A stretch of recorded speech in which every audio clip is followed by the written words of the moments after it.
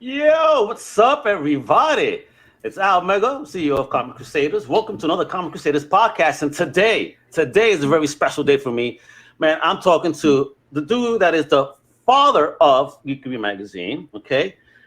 That's how I met him. And then he started doing some awesome books with, like Franklin and Ghost, Warcorns, Cold Dead Hands. I mean, this man has been keeping busy. Reviewers love his stuff because the man is uber talented. He knows where he's going. I want to see him do Batman. Who am I talking about? It's my homeboy, Double G, Garrett Gunn. What's up, brother? What's going on, bro? Glad to have you on, brother. It's been a that minute since we've spoken. was the whole thing. Like that. I was like at the movie theater waiting for like the THX drama to fucking. You know what? That's something I need to add on next. Right? That was this sick. is awesome. Thank you. People appreciate the intro. I mean, come on, man. I'm hanging out here with somebody that's been making major moves in the indie comics market. You know what I mean?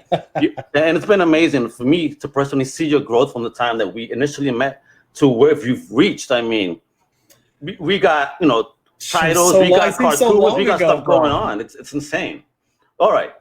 It seems so long ago too. Like when we met. Like that's crazy. I did my first interview with you. I did like off a coffee table when I lived in Colorado, like with like nothing in the room. It was like all white. Like there was like nothing. It was and look awful. now, you got that. You got a Dragon Ball Z board right there. Yes, signed by my boy Goku. Beautiful. Yeah, I got all kinds of original art and graded books and all kinds of stuff. Oh, so you've elevated not just in skill, but also in your background. Awesome. Yes. Fantastic. So today, folks, if you see the background, I'm talking about Warcorns. Why? Because Garrett has the new Warcorns project coming up.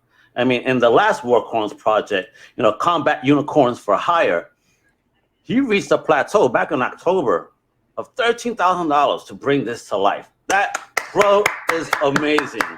Congratulations, bro. Dude, I don't even know like how that was. It was crazy. I didn't expect that at all. I mean, but it just seemed so weird because up to that point, right, I was like pushing the whole campaign to like hit goal and all kinds of stuff. And I remember like really early, like my buddy Ryan Kincaid who worked on it, and like some other people were like, dude, you're gonna hit 10,000, 12,000, 13,000. And I was like, I don't know, man, that's crazy. That seems like a lot. And then as it got closer, I was like, holy shit, like what? This just keeps going. Like, so it's what insane. Percentage over did you make it on this time? What was your original goal versus what you got? I think our original was like 6,500 for the first Warcorns. Oh wow. So we were at like 200% or so. It was like 198%. Yeah, beautiful. Yeah, it was a lot. Yeah. So be proud of yourself. By surprise. I try. I'm trying to remain humble, but also acknowledge the accomplishments. All right, I want to understand this, bro, because first time when I saw Combat Unicorns, I was like, whoa, I've never seen those. I mean, everybody seen My Little Pony and stuff, and ants. Remember Army ants back in the day? I'm dating myself, but I've never seen this. And man, these bros look gangsta. What's the concept behind Warcorns? When did this develop in that brain of yours? So I for a long time I had wanted to write sort of a comedy satirical approach to like my experience in the military, and I also wanted to do something that was comical in the way that like these soldiers were like represented based on like the like extremely like toxically masculine like environment of the military. And so I was like, well, how much will like these military dudes hate it if I make them like brightly colored unicorns? Like they'll be so bugged because they love to shit on bronies and everything else. So like now they're essentially the subject of bronies. Like so we made them these crazy unicorns. We outfitted them with like very cliche outfits based on which branch they represented. And originally the concept was to just make a one-shot little story, have fun, put it in the Franklin and Ghost universe, and just kind of like have this cool team of combat unicorns that like gets hired to kill Franklin and Ghost. And it was never meant to be anything more. It was just that. I thought people were going to be like, this is a whole new level of stupid. And people loved it. People thought it was great. Yeah. It's amazing. For people who haven't seen it, I mean, just look at the cover right there. I mean, look at that grill. Yeah. You know? gangster looking, but he's a unicorn. Like, Yeah. whoa. So after we ran the first campaign, I got messages like every day from people that are like, when are we getting more unicorn? Like, we need more Really? Warcorns. Nice. Like, when is the next Warcorns coming? Like, to this day, I still get those messages, and I'm like, well, shit, I guess we got to do more of this. And the problem with it is that we wanted to start a series that you didn't have to have seen the one shot. You didn't have to be in this universe to jump in. And this was like a fresh start at the entire Warcorns universe. Okay. So this new series, Back to Basics, which is a military term for when you're all fucked up and like, oh, you're screwed up, back to basics. Back to Basics is essentially our resetting. It doesn't like erase anything that happened. We just kind of go back in time to when these Warcorns first enlisted. And their journey through basic training, assignment, like getting assigned to their first duty station, and then like, going on their first mission. Well, see, that's awesome, especially with your military experience. I mean, it must have been funny and fun to write this up. I mean, so you put stuff in your head. I mean, are any of your former sergeants or personnel here? All of them. They're all in it. Yeah, every single character in the Warcorns universe is based on real people I served with. So, Gunny represents basically all the stupid Marines that I worked with. Floater's all the Navy people. We've got Arrow, who's like our Air Force guy, who's like never wants to get in danger. They call them flyers in our universe, which are just like they're pilots, and they're like, yeah, we don't get off the plane and go shoot bad guys. Like, we're good. We're gonna just land you there and stay back in the comfy chairs. And so all of those people are real personalities, or pieces of real personalities of people that I really knew or was deployed with or whatever. And in this new series, we're introducing a new character in book 2 called Staff Sergeant Kill. And Staff Sergeant Kill is your the culmination of every drill instructor I had, every first sergeant I ever had, every boss that I ever had in the military, like crammed into one crusty old shithead. Like, they're just, Staff Sergeant Kill has been doing this for 30 years. He hates everything. He hates Warcorns division. He hates going on missions. He just wants it to be over. He just wants to die so he doesn't have to deal with these idiots anymore. Why don't one of these soldiers do him the favor? Jesus. Right? Yeah. So we kind of, Back to Basics kind of starts with them going to this first duty assignment, getting this new squad leader, Staff Sergeant Kill, who has just recently lost his entire last team because they were, quote, idiots and couldn't keep up. And so they're kind of walking into the situation like, oh my God, like every squad that Staff Sergeant Kill has had is dead because they take like the craziest missions. They do the most insane stuff. Is that the purpose behind the name Sergeant Kill? Because he kills his squadron off every time. So the reason behind his name is that he's very, that's all he cares about. It's his true passion is killing bad guys. And like, he will sacrifice anything, including his own team, to make sure he gets the target. Like, he does not care. It's mission first. So he's a soldier. Yeah. Gotcha. So Holy smokes. It's a lot. Yeah. It's so much fun. And he's amazing. He's one of the greatest people I've ever gotten to write. He's just so raw and doesn't care. Like, so right now, what I'm feeling here is that this character connects in this next incarnation of the Warcorns. Are we going to get a one-shot explaining his story?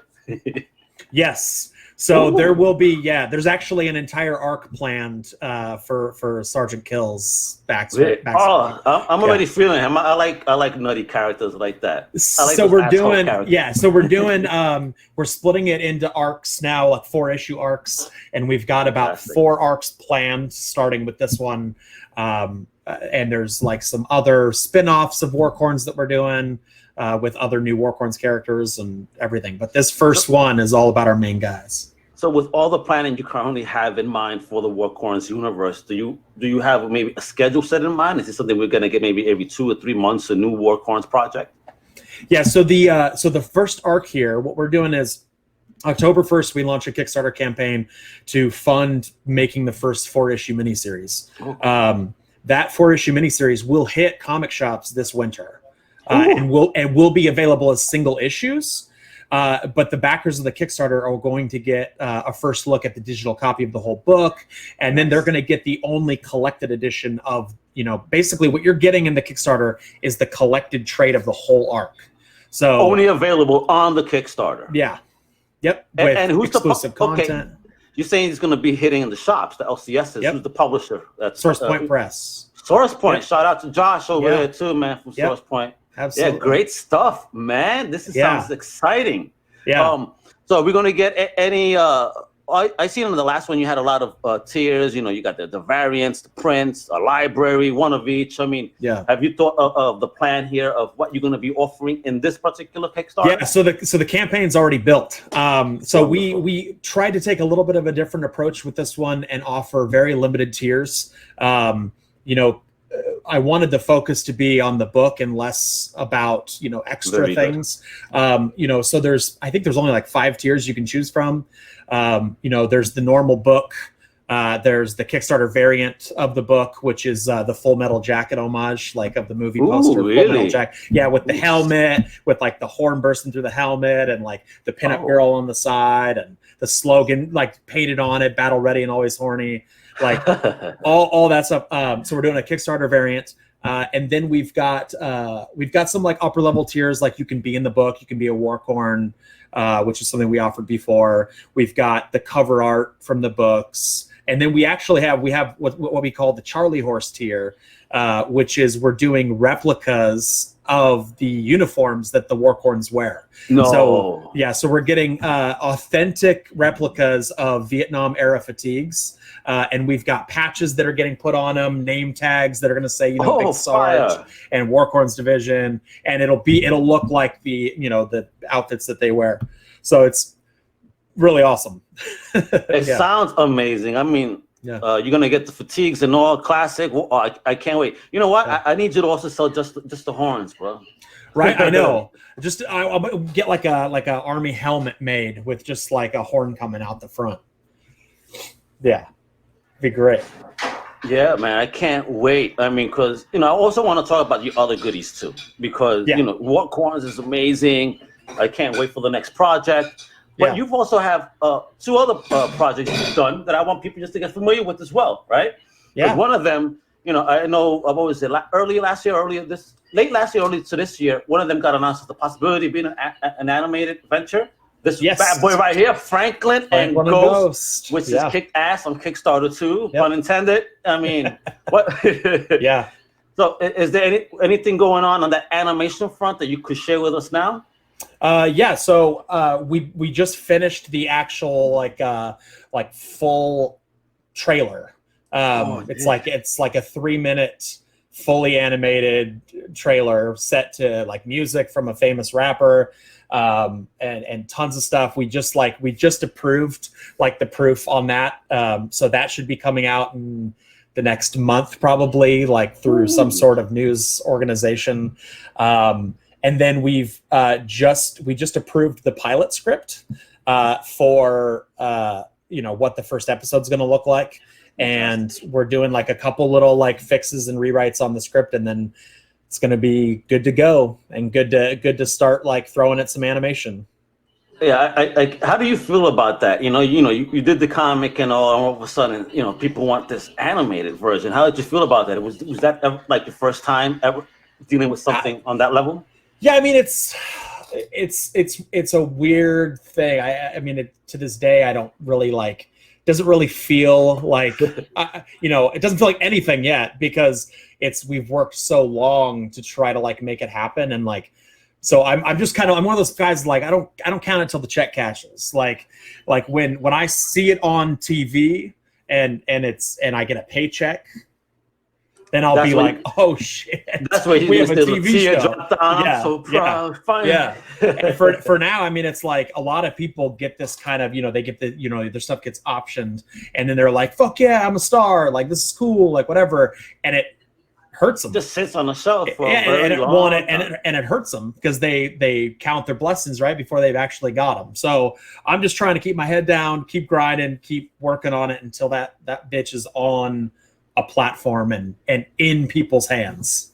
So see, that's what an entrepreneur should do. You know what I mean? Definitely. Let's not get too excited. yeah. Let's just wait just a little. I like that approach, though. You know, I'm kind of like that. I have a lot of things going on, and up until the day of, I really have no anticipation. But the day of is when I'm stressing out. I'll get hyped. Yeah, I'll get hyped when it happens. It's the same thing of like, people asking like, "Oh, are you stressed about the Warcorns Kickstarter?" I'm like, no, I'll stress when the day it launches. Yeah, but you know what? I think it's gonna get done on one day, bro.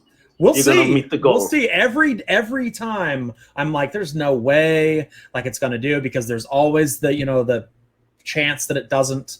But I'm looking around at my colleagues that are just killing it on Kickstarter, during this pandemic. I'm like, this is insane. I've never seen the amount of support on Kickstarter than is right now, which seems crazy because it's right now that everybody's like hurting and shit. But everybody wants to like get behind creative things because it like helps them, it's feel escapism better. at its best form, man. Yeah. And again, with the COVID situation, a lot of LCSs are still not operating the way that they normally would. So I mean, Kickstarter has been that LCS avenue for many people to find new stuff. And I love it because who's on Kickstarter is most of the indie creators. So finally, indie is getting its due. You know what I mean? And you're seeing like for the first time, like you're seeing big companies like Boom, like recognize tapping into like, holy shit, this is a thing. Like there's people hitting $100,000 on Kickstarters every 6 months. Like we need to be doing this. See, but Boom kills me. Which is great. Boom kills me though. That's a Keanu Reeves book. I'm pretty sure you could just let that out normally and people would buy it. I'm pretty sure too. But why are you going to say no to free money? Well, it's true. I mean, it's all they got to do is have Keanu Reeves in a video saying comic books are awesome, and they're like, done. See, give us $1 million, and they'll get it too. I mean, they will. Yeah. McFarlane did it in a day, and that Spawn that is just that Spawn. I was watching this thing just go like this. Yeah, nonstop. It didn't stop. Every time you hit refresh, he was up like $10,000, and you're like, Jesus, what is happening?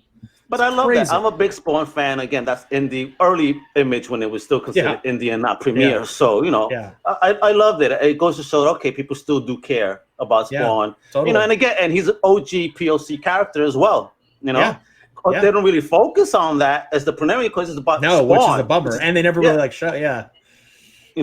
but lately we're getting a lot more Al and we're seeing who he is. But again, he doesn't push that political button too much, which is great. You know what I mean? Yeah. Well. Sometimes again, escapism. Right. I preach that, boy, for real. Yeah. Now, with the Franklin Ghost, right?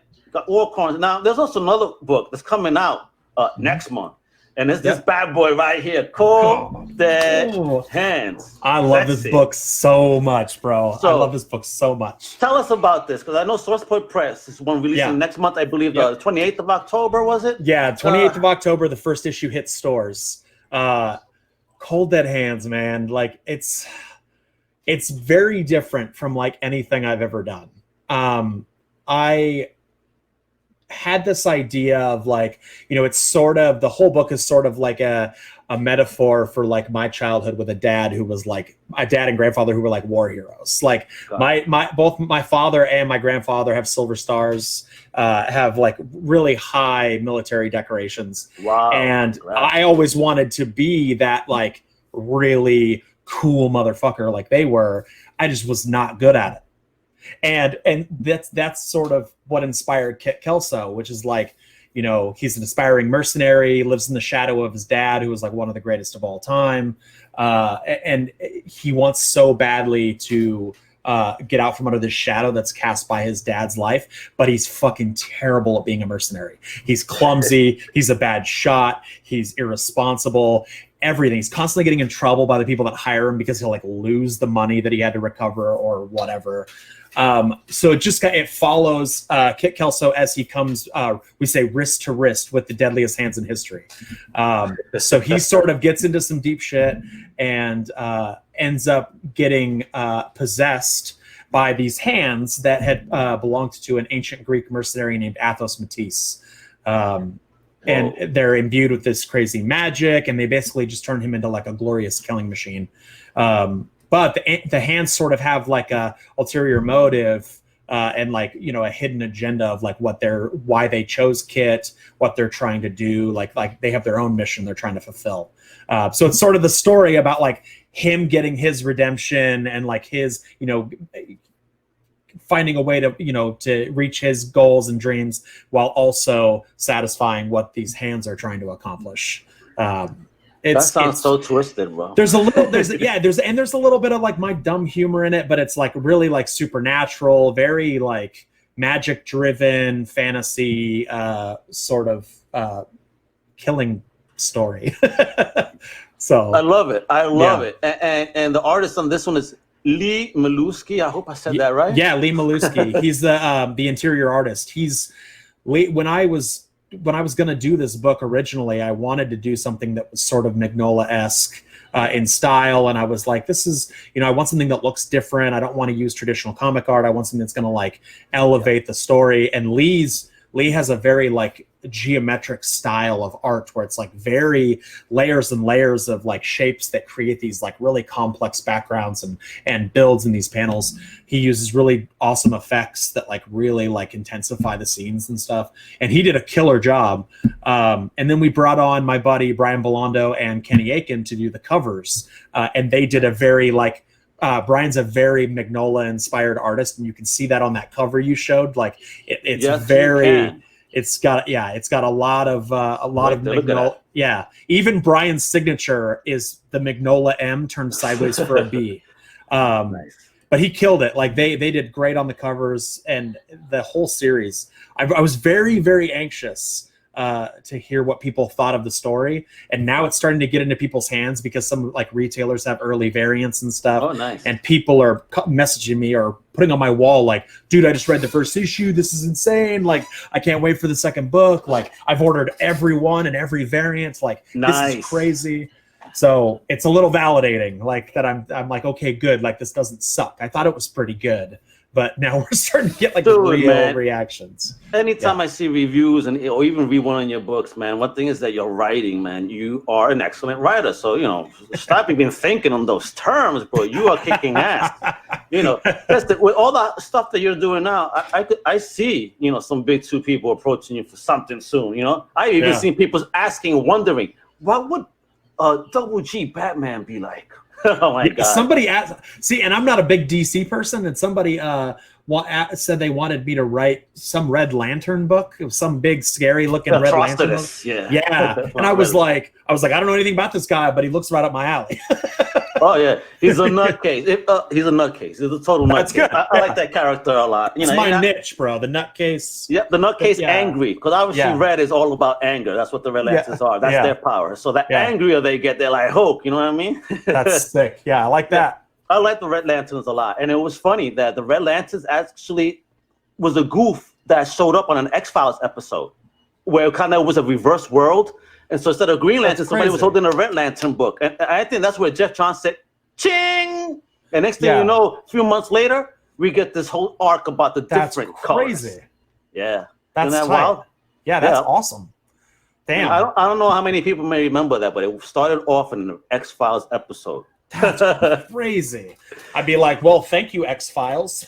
You know, and Jeff Johns killed that whole run, which is great. Yeah. But, you know, enough about Jeff Johns. This is about Double G. Yeah. All right. So the other GG. Yeah, man. And with Franklin and Ghost, I didn't mention the artist. So Nicholas Turris. Yes, right? Nick Turris. Yes, one of my oldest comic book friends and most talented collaborators. So how did you get him on to work with you here with Franklin? Dude, it was... I don't even know. Like at this point, like when I was doing it, like when I was writing Franklin and Ghost, I knew that I wanted the book to be very, like I wanted it to have a very like cartoony feel, because I thought like I'm a big fan of like movies that are, you know, they look driven like for all ages but are very like mature. Like I love, one of my favorite movies ever is Roger Rabbit, and like Roger Rabbit is very much a mature movie, even though it's an all ages movie and a Disney movie. Like, so, and what's funny about Roger Rabbit is that all of the art is so cutesy, but then there's this terrifyingly mature, like, you know, foundation beneath it. So when I was doing Franklin Ghost, I was like, oh, I want to do it in a way that's like really cute and funny and all this stuff. And then you have like this psychotic aspect of it. And I found Nick's art on Facebook, and I was like, man, this guy is incredible. We had worked on something before that, that did pretty well, the Fear Diaries. Okay. And I was like, do you want to try doing this? Like, Fear Diaries was an all ages thing. Like, hey, do you want to work on this thing that's super mature and that's like this psychotic fox and his floating skull friend who are like gonna fuck up Earth? And he was like, sure. So yeah. And that was it. And he just continued from like book 1 on, just continued to like up the ante on like how ridiculous and cute and psychotic and insane he could make those characters. And he's amazing. He's phenomenal. See, you may not remember, made me remember another movie that kind of had that real life cartooning. You remember Cool World from '92? Yes, I do. Mm-hmm. Crazy stuff. I wish they would make more stuff like that nowadays. It'd be so much fun. Yeah. You know what I mean? And keep it on the mature level though for us. Yeah. Well, and that's sort of why this new Warcorns book looks the way it is. A lot of people have asked me like, oh, that's weird. Like this new Warcorns book looks a lot more cartoony than the one shot was, and that was on purpose because it was sort of we're trying to bring the Warcorns exist in the Franklin and Ghost universe, which means that when the Franklin and Ghost cartoon happens, the Warcorns are planned to be in that cartoon. No. So yeah. Nice. So we wanted to bring kind of huddle the books into more of that animated look. We wanted them to look more like what they'll look like in the cartoon.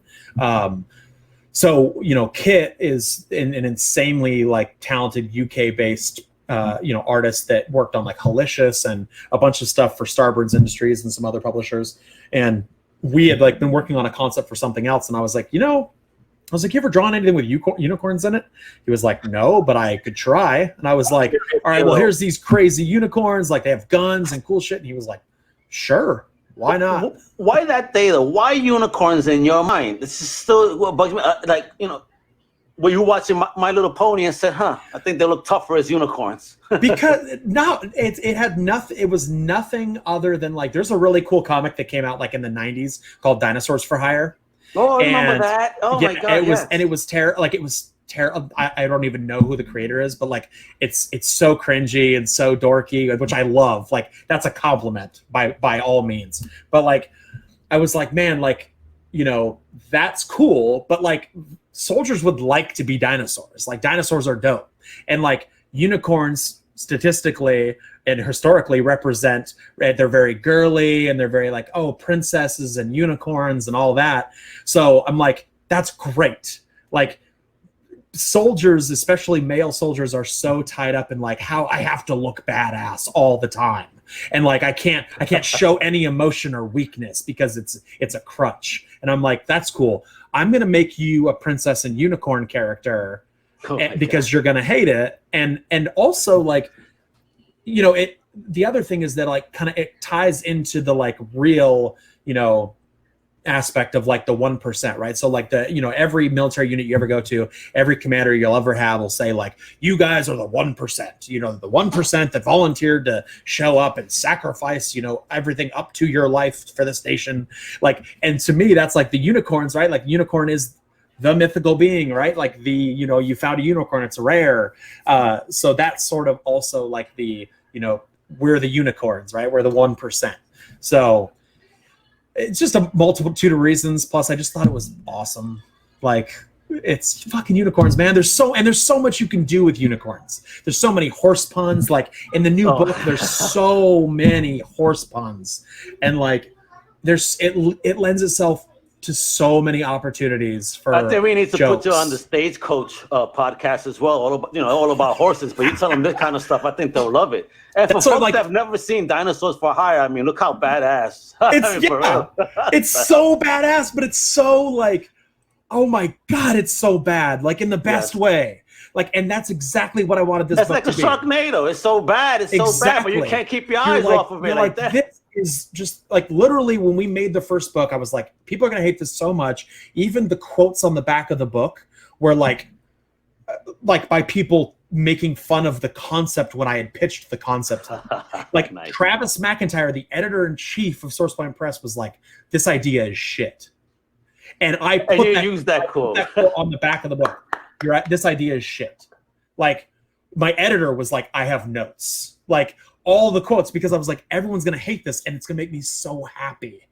It's gonna make me so happy," and I love it. The people. What's funny is the only negative comments I get about Warcorns is people are like, "This is the dumbest thing I've ever seen," and I'm like, "I know." Don't you love it? Yeah, it's great. I get it. I love stuff like this too. You know, sometimes the more stupider, the better. It's just fun. Again, escapism at its best. I know I say it a lot, but it's just the truth. This is what we need right now. It's too much drama in 2020. We know this already. And stuff like Warcorns, you know what I mean? And Franklin Ghost and Cold Dead Hands. This is the type of stuff you need. He's not touching on no politics. It's just good old-fashioned good time. And that's another thing. You say it's a cohesive universe. Is Kelso part of that universe too? He may or may not be. You'll have to wait and find out. You have to wait and find out. Yeah.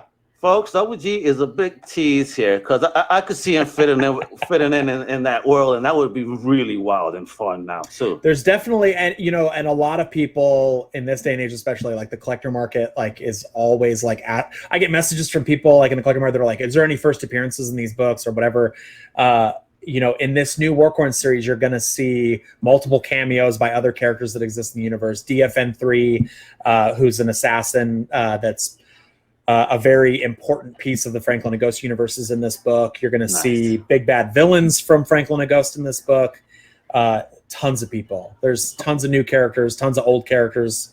It's going to be amazing. Yeah, the speculator market does crack me up. One of our awesome Crusaders, Lucas Fashina, he hangs out with guys from the It's Drunken Chat podcast. It's an Instagram video show. They basically drink all night and talk comics. And we also have a preview show, but they're all about the speculation.